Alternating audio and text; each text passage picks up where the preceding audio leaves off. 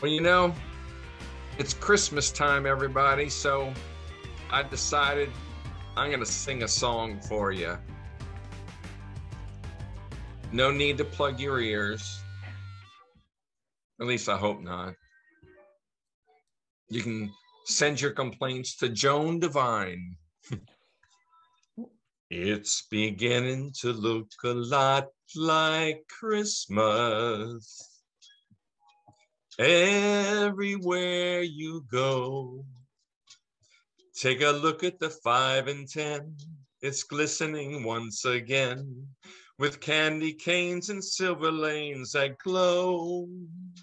It's beginning to look a lot like Christmas. Toys in every store. But the prettiest sight to see is a holly on the tree from your own front door. Okay, that Oh, that didn't was work. great, Brian. So now that Okay, you sure? it All was. right. So now that you got us in the holiday mood, we got a couple minutes to share and would love to hear just a few tidbits on how to make the holiday better when you are a care partner or supporting someone who is living with dementia. Well, that's a good idea, Joan, because that's one thing that a lot of people will overlook. And for people that are living with a dementia-related illness, of course, they want to celebrate and take in the joyous activities and so forth. But things could get a little bit overwhelming. We just had our family Christmas celebration 2 nights ago, and it wasn't a whole bunch of people. It was just the right number of people that it wasn't overwhelming for me. But what I found as the evening went on, I started getting I wasn't getting foggy, but there was so many conversations going on. I was having a difficult time trying to find who was speaking and what they were speaking about. But then as this group was talking about something, then they had another group over here and they were talking about different things. So it became really rough for me to try to fit into that conversation. I found that I spent more than 50% of the time I was just kind of listening to see what I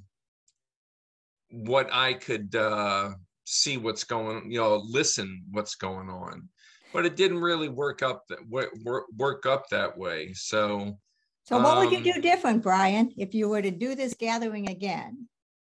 Well, I should have followed my own idea. I should have gotten up and gone and sit in our home office here and close the door. They all know that I do have Alzheimer's, and it's just something that I should have done, but I didn't, because I did not want to. I didn't want to stay away from anybody, especially Emma. Emma is my granddaughter, and she just lights up the world. And I love to spend every single minute I can with her, because I know that later on it's going to be a little bit more difficult. So I chose to stay where I was. And the majority of the time she was sitting on my lap and we were just having fun back and forth, and we kind of didn't listen sometimes what the conversation was going on. We were having our own conversation. So that made me smile so much. Oh, it did. And I'm glad you had that experience. And I'm glad you shared with us, practicing what we preach is not always easy. As a care partner to someone living with dementia, we know the right thing to do, but just as you experienced, we don't want to ruin the moment for people, but sometimes stepping back is the right thing to do. And Brian, on that note, I think we've done our 5 minutes, but we can't end today without one more bit of holiday cheer, musical cheer from you. I hope y'all enjoyed my first little Christmas carol. And now that we're finished, I'm going to sing one more. And I think Joan is going to jump in with me every now and then. So here we go. Have yourself a merry little Christmas. Let your heart be light.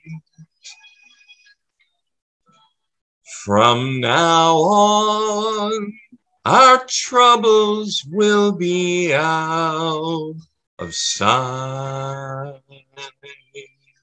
Merry Christmas, Brian. Merry Christmas to you too, Joan, and Merry Christmas to each and every one of you who are listening in and just hearing our words. And we hope that you have a Merry Christmas. And we also hope that Santa may just leave you a little something under the tree. There you go. And happy holidays, whatever you celebrate this year. That's right. Ho, ho, ho.